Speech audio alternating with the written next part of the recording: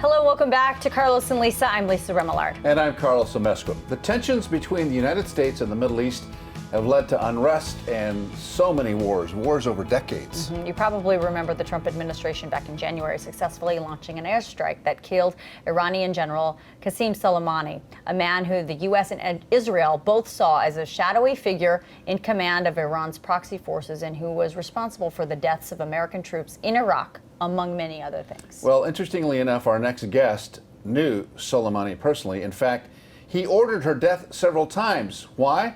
Because she was appointed by General David Petraeus to help rebuild and advise the local governments in Iraq. But there's a lot of different layers here. So welcome, Anna Prouse. Hi, how are you? Thank you. How are you? Good to see you. Okay, Likewise. so what fascinating work you do. I mean, you were in Iraq, there on the ground in this time of so much turmoil. And then add the layer of being a woman on top of it. I would imagine that was quite the experience for you. Yes, it was quite the experience. And I first went to Iraq with the International Red Cross in 2003. And I still remember an old Yushin flying into Baghdad and landing there. And all of a sudden, war was no longer something that I saw in the movies. And then I stayed with the Red Cross for a few months, and before I decided to leave when the field hospital was set up. I had to set up the field hospital in downtown Baghdad. After a few months when that was done, I was heading home, and then the US, the Coalition Provisional Authority, approached me because I had, interestingly, a ways of dealing with the Iraqis that worked. And so they made me as maybe an advisor of the Iraqi Ministry of Health for 2 years. And then General Petraeus again noticed how even what were called, and I don't like the definition, but the bad guys would warm up to me.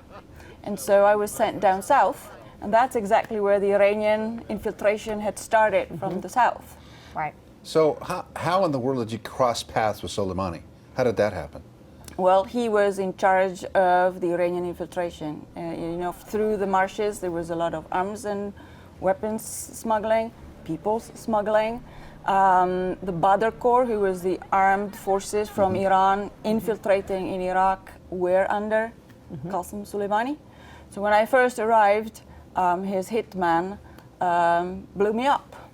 I'm sorry, Wait a wait, minute, what? how did that, so... What do you mean? Were you in a vehicle or? I was in a vehicle, and I was in a Humvee, and they knew exactly which Humvee I was in. I mean, they know what they do. Sure. They know their job well. And they put one of their famous roadside bombs. They're IEDs, IEDs on the side of the road, and when I went by, they detonated it.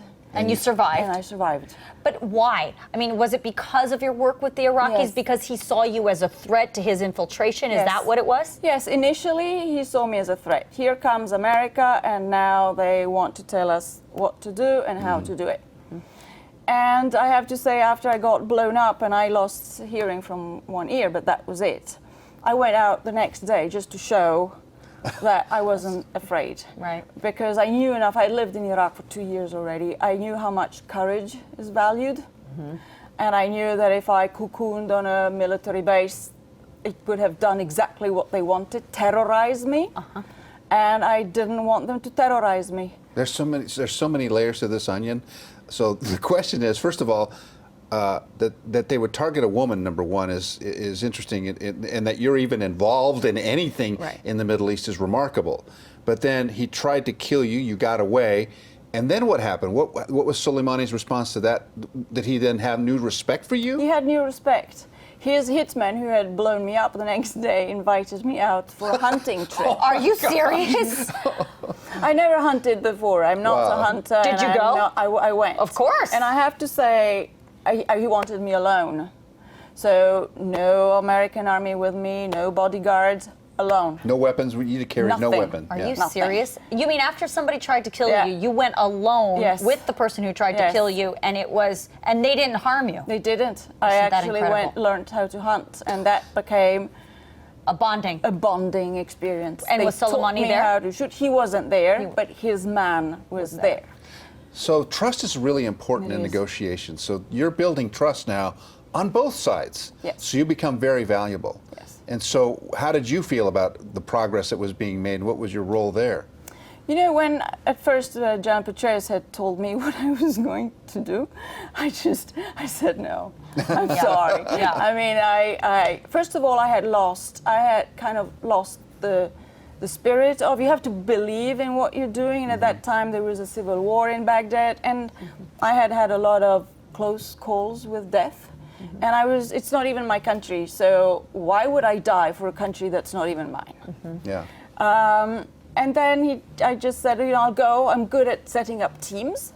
So I'll just set up the team in the meantime, find someone who can do this. And secondly, my concern was like, I'm a woman.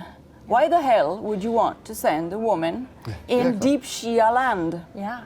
And that is where I think they were right in sending me, because once you gain that respect, which is not an easy task, right? But once you gain it, you can say things that a man cannot say. Isn't that interesting? I've never heard that before. It's the testosterone, you know? It's like if a guy tells them, you can't do this, you have to stop doing this makes absolutely no sense, they would take it from me. They would even say, oh, please don't get mad at us. That's kind of a matriarchal respect that they Yes. have in the Middle Yes. East, right? Isn't that interesting? So once you get over that initial, the initial difficulties, and you gain the respect, and especially as a woman, if you show courage, you are valued even more so. Wow. Isn't that interesting?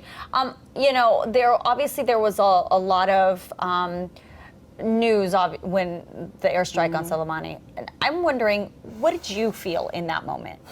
I mean, because there's a lot of mixed from that area of the world. People revered him, you know, in Iran.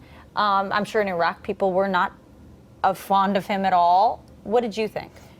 You know, 6 years after he tried to kill me, he saved my life.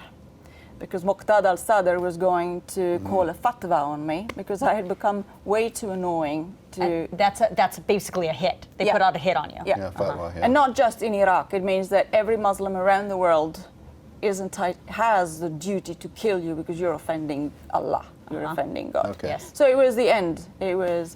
And that's where I reached out to Qasem Soleimani. He was the only one who could help lift the fatwa, and he did. Well, he had the power, right? He had the power. Had the power. So but I was wondering, does he have the will to do that? Right. And he did. So you have mixed messages. You have mixed feelings. I have to say, I had stopped. I was skiing, and I ended the ski day, and then checked my phone. I had to sit down, and I didn't speak for a few hours because I understand he was not. He was not a good guy. I mean, he was. But that being said, he was the most powerful man in the Middle East yeah. At for the time, decades. Yeah. And and he had charisma. People adored him because he had courage. He was out in the streets. He was fearless. People like those kind of especially there. men and women. Okay, we have so much to talk to you about still. We're going to take a quick break, and I think when we come back, we're going to talk about your books, because you have one out and one almost finished. And also, I kind of want to talk to you a little bit about our current administration and our current policy in the Middle East. I think it'd be interesting to hear that We'll be right back. perspective.